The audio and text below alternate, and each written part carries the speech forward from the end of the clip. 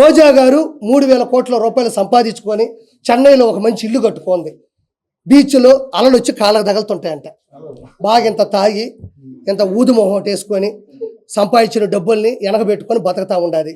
ఖచ్చితంగా ఒకటైతే వాస్తవంగా చెప్తా ఉండా, వాళ్ళు రానున్న 5 సంవత్సరాల్లో కూడా మన ప్రభుత్వం అని చెప్పేసి అరాచకాల్ని కప్పెట్టుకోవాలి, దౌర్జాల్ని కప్పెట్టుకోవాలి. అలానే వదిలేసినారు వాళ్ళు. వచ్చేది మనమే 151 పోతే ఒక 20 పోతాయి, లేకపోతే ఒక 30 పోతాయి, లేకపోతే ఒక 50 పోతాయి. 100 వస్తే చాలు రాగానే దౌర్జన్యం చేసి ఆ 75 కూడా లాగేసుకొని 170 చేసేద్దాం అనుకున్నారు. కానీ వాళ్ళు ఊహించాల వెంకటేశ్వర స్వామి ఇస్తాంతాడని. వెంకటేశ్వర స్వామి కూడా పొత్తు పెట్టుకున్నాడు, ఎవడికి తెలియదు.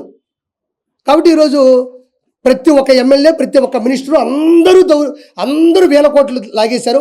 అందరి మీద కూడా ఛార్జ్ షీట్ ఫైల్ అవుతుంది, అందరి మీద కూడా కేసు పడుతుంది, కోర్టుకి వెళ్తారు. రెడ్ బుక్ అన్నారు. రెడ్ బుక్ అంటే ఏంటంటే ఎవరైతే తప్పు చేశారో వాళ్ళని లా ప్రకారం, రూల్ ప్రకారం, సాక్ష్యాల ప్రకారం వాళ్ళని పట్టుకుంటారని ఉద్దేశం. ఏదేదో పెద్ద చెయ్యక్కర్లే. అవును. అయితే హిందూపురంలో ఒక నియోజకవర్గంలో ఒక వార్డులో 1100 ఓట్లు ఉన్నాయి. ఆ 1100 ఓట్లకి ప్రాతినిధ్యం వహించింది వైఎస్ఆర్సీపీ. ఒక ఓటు పడ్డానికి కాదు, దీన్ని వెనకాల ఒక ఓటు పడ్డం వెనకాల అంటే వాళ్ళ ఫ్యామిలీ మెంబర్స్ కూడా ఆయన మోసం చేశారనా, లేకపోతే నిజంగా టాంపరింగ్ జరిగిందా? నీకు విషయం తెలుసా? ఆ ఓటు కూడా అతను కాదు, ఆయన మర్చిపోయేసాడు తాగి, ఆ మందు కల్తీ మందు తాగి. ఆ ఓటు కూడా నువ్వు చెప్పిన వ్యక్తిది కాదు. ఆడెవడో తాగేసి ఇడి తిరిగి ఆ ఫ్యాన్ పైన ఫ్యాన్ జరుగుతుంది, కింద ఫ్యాన్ కనబడింది, ఎగేసాడు అంతే. 164 సీట్లు వచ్చి వాళ్ళకి ఎవరు ఓట్లు వేయలేదన్న.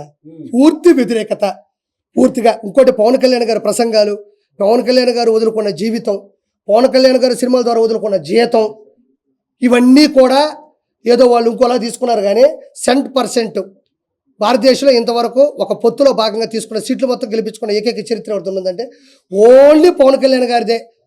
ఆయన ఈరోజు ఇంకోటి చెప్తారా, పవన్ కళ్యాణ్ గారు పెట్టారు పోస్ట్ చూశాను.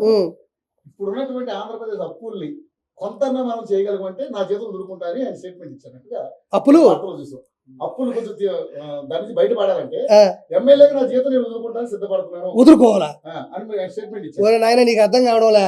వీలైతే ప్రతి ఒక్కరూ చేయాలి ఆ పని. ఆ అప్పులన్నీ తీర్చాలంటే ఎవరైతే కోట్ల రూపాయలు సంపాదించారో వాళ్ళు కూడా ఎన్నో కోట్ల రూపాయలు ప్రభుత్వానికి ఇవ్వాలి. ఎవరైతే తనకు కాదు ఇంకా చాలు అనుకున్న వాళ్ళు ఎవరైతే ఉన్నారో ఆ డబ్బులన్నీ ఇచ్చినా కూడా మంచిదే. అంటే వాళ్ళకి తెలిసేలా చేస్తే ఇచ్చేవాళ్ళు చాలా మంది ఉన్నారు. వాళ్ళకి తెలియాలి సమస్య ఏంటి, సమస్యకి పరిష్కారం ఏంటి, సమస్యకి బహిష్కారం ఏంటి అని చెప్తే 100% 200% ఇచ్చేవాళ్ళు ఉన్నారు. రూపాయి ఇచ్చేవాళ్ళు రూపాయి ఇస్తారు. పెద్ద ఎత్తున అవినీతి జరిగిందని టీడీపీ జనసేన కూటమి చేస్తా ఉంది. గత 5 సంవత్సరాల్లో ఆంధ్రప్రదేశ్ అభివృద్ధి లేదు, కేవలం వాళ్ళ ఆస్తులు పెంచుకోవడం కోసమే ఈ ప్రజలను దోచుకున్నారని చెప్పేసి మరి వాటిని రికవరీ చేసే కార్యక్రమం చేపడుతుందా జనసేన కూటమి, టీడీపీ జనసేన కూటమి? 100% అన్నా. ఇప్పుడు ఈవీఎం కక్ష సాధింపు అంటే నువ్వు నన్ను కొడితే నేను నిన్ను కొట్టడం, నువ్వు కొట్టావని నేను కొట్టడం కక్ష సాధింపు. కానీ నువ్వు కొట్టింది నా దగ్గర ఆధారాలుండి నేను ఆధారాలతో కేసు పెట్టి ఎఫ్ఐఆర్ బుక్ చేస్తే అది కక్ష సాధింపు ఎందుకు అవుతుంది? అది కక్ష సాధింపు కాదు, ఆధారాలతో కూడినటువంటి వాళ్ళకి వేసేటువంటి శిక్ష. నువ్వు నన్ను కొట్టావు, నేను కొట్టాలంటే ఇంకా పోతానే ఉంటుంది ఈ కథ. టీడీపీ ప్రభుత్వం ఇది పెట్టుకొని తలుచుకోలేదు, ఇంకా మనకు సమయం లేదు మిత్రమా. వెంటనే పోలవరం ప్రాజెక్టు మీద పడాలా, రెండోది వచ్చేసి వెంటనే ఇప్పుడు అమరావతి రాజధాని కట్టాలా, వెంటనే కొన్ని మేనిఫెస్టోలు ఉన్నాయి అతను నాశనం చేసినట్టున్నాయి, అన్నీ చేయాలి. కాబట్టి వాళ్ళకి ఇప్పుడు కక్ష సాధింపుల మీద కక్ష సాధింపులు చేయంటే లక్ష సాధింపులు ఉన్నాయి, 1 2 కాదు. జగన్మోహన్ రెడ్డి మళ్ళీ ప్రజల్లోకి వెళ్తానంటున్నాడు. సో మళ్ళీ మీరు అంతకుముందు చంద్రబాబు నాయుడు అడ్డుకున్నట్టుగా ప్రభుత్వం అసలు పోతాడా? యాడి నుంచి ఆడిపోతాడు? టిట్కో ఇల్లు ఇవ్వకుండా నువ్వు నీ మంచి చేస్తానని చెప్పగలడా? అన్నా క్యాంటీన్లన్నీ రద్దు చేసి అన్నా క్యాంటీన్లు పక్కన కొట్టి నీకు అన్నం పెట్టాడని చెప్పగలడా? రోడ్లు సరిగ్గా ఇవ్వకుండా నీకు నేను ఆటోలు ఇచ్చాను, 10,000 రూపాయలు డబ్బులు ఇచ్చాను చెప్పగలడా? ఏ పక్క నుంచి నీకు నేను మంచి చేశానని చెప్పగలడు? ఒక మాట, చిన్న మాట ఇది. ప్రతిసారి జగన్మోహన్ రెడ్డి నేను మీకు మంచి చేస్తుంటే ఓటేయండి అన్నాడు, మంచి చేయలేదు కాబట్టి ఓటేయలే, ఓడిపోయాడు. ఇంకా దానికి no more questions, no more answers. నేను మీ కుటుంబాల్లో మంచి చేస్తుంటే ఓటేయండి అన్నాడు, ఓటేయలే, ఎందుకంటే మంచి చేయలే. రెండో పాయింట్, నీ బిడ్డ 99% అన్నీ కంప్లీట్ చేశాడు అన్నాడు. నేను ఈరోజు మాట చెప్తున్నా, 99% అన్నాడు. మిగతాది 1% ఉంది కదా, ఆ 1% ఏమనుకుంటున్నారు? ఏమన్నా సంపూర్ణ మద్యపాన నిషేధం అన్నావు, మరి చేయలేదంటే అదే 1% అంటాడు. అదే 1% అంటాడు. టిట్కో ఇల్లు ఇస్తా అన్నావు అంటే అదే 1% అంటాడు. తర్వాత వచ్చేసి పోలవరం ప్రాజెక్టు ఫ్రీ చేస్తా అన్నావు కదా, అదేదన్నట్టే నేను చెప్పాను కదా 1% చేయలేదు, అదే 1% అంటాడు. ఏదైతే మేనిఫెస్టో పెట్టి ఏదైతే మెయిన్గా చేయలేదో అవన్నీ ఆ 1% రోజులు చూసారా, ఆ 1%లో దోసేస్తాడు. అంటే ఒరిజినల్ చెప్పాల్సింది ఏంటంటే చేసింది 1%, చెయ్యనివి 99%. బిడ్డ బటన్ నొక్కితే నేరుగా అన్నాడు. ఈ జనసేన కార్యకర్తలు, బీజేపీ మద్దతుదారులు, టీడీపీ ఓటర్లందరూ కూడా బటన్ నొక్కితే నేరుగా పోయి సైకిల్ మీద పడి బెల్ల కొట్టుకొచ్చింది. కొన్ని పోయి గ్లాసులో పెట్టి టీ తాగినారు, ఇంకొక కమలం పెట్టుకొని మంచిగా సువాసన పీల్చుకున్నారు. ఈరోజు కొడాలని అనేవాడు అన్నా మొత్తం చూడు, మొత్తం ఉన్నాయి అర్థమైంది. ఇదిగో నీ ఆవేదన నాకు తెలుసు. ఈరోజు టీడీపీ జనసేన గెలిచిందంటే అదే. ఇది లాస్ట్ క్వశ్చన్. వాళ్ళు ఇంత జరిగినాక కూడా బయటకు వచ్చి మాట్లాడుతా ఉంటారు. ప్యాలెస్ లో జరిగింది ఏమి లేదు, అది ఒక అద్భుత కట్టడం అని చెప్పి చెప్తా ఉంటారు. కానీ నిజంగానే ఇంకా వాళ్ళకి బుద్ధి వచ్చింది అనుకుంటారు, అనుకుంటారు. మీ ఒపీనియన్ ఎవరికి? ఇప్పుడు ఉన్నటువంటి వైసీపీ కావచ్చు, రోజా గారికి. ఎందుకంటే వాళ్ళే ఫస్ట్ మాట్లాడారు. వైసీపీ నాయకులకి బుద్ధి లేదు. బుద్ధి ఉంటే బుద్ధి వస్తుంది వాళ్ళకి. కొడాలానికి కానీ, పేరు నానికి కానీ, వల్లభనేని వంశీకి కానీ, ఇక్కడ చూస్తే మా నెల్లూరు గాడిద అనిల్ కుమార్ యాదవ్ కానీ, బొత్స సత్యనారాయణకి కానీ, అదే చేసినాడు ఆయనకి కానీ, ఎవ్వరికి కూడా ఏ రోజుకి బుద్ధి రాదు. బుద్ధి వైఎస్ జగన్మోహన్ రెడ్డి ప్రభుత్వంలోనే ఉంటారు. వాళ్ళు ఎప్పటికీ తెలుసుకోరు. ఒకటి గుర్తుపెట్టుకోండి, మనం రోబో ఫస్ట్ పార్ట్ చూసాం, రోబో 2.0 చూసాం. చిన్న రోబోలు వస్తాయి అంటే కదా అని, అదేనా 2.0.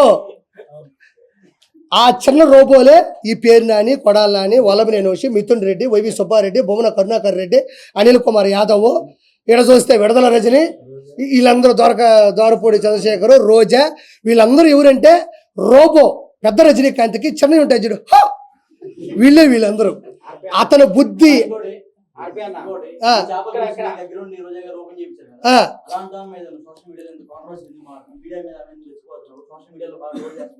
మంచి మాట అడిగావు. నేను చెప్దాం అనుకున్నా, మర్చిపోయావు, నువ్వు గుర్తు చేసావు, నీకు సొంత ధన్యవాదాలు. సరే ఒక మాట చెప్తా, చెప్తా వస్తున్నా. ఇక్కడ చాలా రెడ్లు ఉన్నారు. ఒక పాయింట్ అనా ఒకటి చెప్తా, గుర్తుపెట్టుకోండి. శైలేష్ అన్న ఒక పాయింట్ చెప్తున్నా. ఆర్కే రోజాని నేను రోజమ్మ అన్న సందర్భాలు ఉన్నాయి, రోజా మేడం అన్నాను. నేను చాలా సందర్భాల్లో పొగిడాను. ఎక్కడి వరకు? జడ్జిమెంట్ నుంచి, మా షోకాడి నుంచి, ఆవిడ ఉన్నటువంటి సింప్లిసిటీ వరకే నేను బతికిన పరిధిలో నాకు అవసరం. నేను మనసు నా రాష్ట్రాన్ని సర్వనాశనం చేస్తున్నారు, అందులో రోజా కూడా ఒక భాగం అయిపోయింది అని నేను తెలిసినప్పుడు, నేను రాజకీయాల్లోకి వచ్చినప్పుడు, రాజకీయాల్లోకి వస్తే అటాక్ చేయాలి, తిట్టాలనే పద్ధతి కాదు. ఆవిడ తప్పు చేసింది కాబట్టి చిన్న ఆర్టిస్టులు, చిన్న చితక ఆర్టిస్టులు. నేను ఈరోజు ఒక మాట చెప్తా ఉండా, ఈరోజు ఆవిడ జడ్జిమెంట్కి వచ్చి డబ్బులు తీసుకుంది, టీమ్ లీడర్గా నేను డబ్బులు తీసుకుని, ఆవిడ పని ఆవిడ చేసింది, నా పని నేను చేశాను. ఎక్కడేమో ఆవిడ స్వచ్ఛందంగా వచ్చే అయ్యో ఆర్పీ వచ్చాడు స్కిట్ చేస్తున్నాను, నేను పొగడాలా, వాడిని నేను నిలబెట్టాలని ఎవడు రారు. నేనేమో రోజా గారు వచ్చారు, ఆవిడ జడ్జిగా నిలబడాలని నేనేమో ఊరికే స్కిట్లు చేయలే. ఎవరు డబ్బులు వాళ్ళు తీసుకున్నా, ప్రొడ్యూసర్ కూడా సంపాదించుకున్నాడు. ఎవడి పని వాడిది, ఆడితే ఒక వ్యాపారం. వాళ్ళు డబ్బులు పెట్టుకొని ఎవరైతే ఛానల్స్ పెట్టుకున్నారో, ఛానల్స్ తీసుకున్నారో వాళ్ళు ఆనందంలో వాళ్ళు డబ్బులు పెట్టారు, వాళ్ళు బతికారు. నేను ఉన్న వాడు చెప్తున్నా, ఈరోజు చిరంజీవి గారు మంత్రి అయిన తర్వాత చీర పెట్టి, కడుపు నిండా అన్నం పెట్టి, ఆ రోజంతా ఆవిడ్ని సంతోషపెట్టి, సంతోషం అమ్మా, ఒక ఆడపిల్ల వయ్యుండి, ఒక హీరోయిన్ వయ్యుండి, నా కొలీగు వయ్యుండి, నువ్వు ఈరోజు మంత్రి పదవి వచ్చిందని ఆయన చీర పెట్టి, కడుపు నిండా అన్నం పెట్టి, సరదాగా ఇంట్లో కాస్త కూర్చోబెట్టి పంపించిన పక్క రోజే ఈ రోజా పవన్ కళ్యాణ్ పట్టుకొని తిట్టలేదా? పవన్ కళ్యాణ్ గారిని ఆవిడికి సిగ్గు లేదా? అలాంటప్పుడు చిరంజీవి గారిని పట్టుకొని తిట్టలేదా? నాగబాబు గారిని పట్టుకొని తిట్టలేదా? ఏ రోజు తిట్టలేదా? అదే రోజా, ఆర్కే రోజా చిరంజీవి గారితో ఎన్ని సినిమాలు హీరోయిన్గా చేయలేదు? ఎన్నిసార్లు వాళ్ళు కలిసి భోంచేస్తుంటారు, ఎన్నిసార్లు వాళ్ళు సీన్లు డైలాగులు ఇద్దరు కలిసి మాట్లాడుకొని ఉంటారు, ఎన్నిసార్లు ఒకరినొకరు ప్రోత్సహించుకొని ఉంటారు. బాలయ్యబాబు గారిని పెట్టుకుని ఎన్ని తిట్లు తిట్టలేదు, బాలయ్యబాబు గారు ఎన్ని సినిమాలు చేయలేదు? ఒకసారి వికీపీడియా కొట్టి చూడండి. వాళ్ళు ఏ పాపం చేశాను తిట్టా, నువ్వన్నా పాపం చేసావు, ఏ పుణ్యము చేయలే, 3,000 కోట్ల రూపాయలు నగిరి ప్రజల మీద సంపాదించావు కాబట్టి నేను ప్రశ్నించా. నీకు దమ్ముంటే నన్ను ప్రశ్నించు, ఎవరిని తిట్టకూడదు. నేను ఒకటే మాట చెప్తున్నా, నువ్వు జడ్జి చేసినంత మాత్రానో, నువ్వు నాకు దగ్గరైనంత మాత్రానో నువ్వు రోడ్లకి పోతే ప్రశ్నించకూడదా? నువ్వు జడ్జి అయినంత మాత్రానో, నాకు దగ్గరైనంత మాత్రానో గంజాయి అమ్ముతుంటే ప్రశ్నించకూడదా? నువ్వు జడ్జిమెంట్ ఇచ్చినంత మాత్రానో, నాకు దగ్గరైనంత మాత్రానో నువ్వు బూతులు నాయకుల్ని తిడతా ఉంటే నేను ప్రశ్నించకూడదా? నువ్వు జడ్జి అయినంత మాత్రానో, నాకు దగ్గరైనంత మాత్రానో నగిరి అభివృద్ధిని పూర్తిగా సున్నా చేస్తే నేను ప్రశ్నించకూడదా? నాకు దగ్గరైనంత మాత్రాన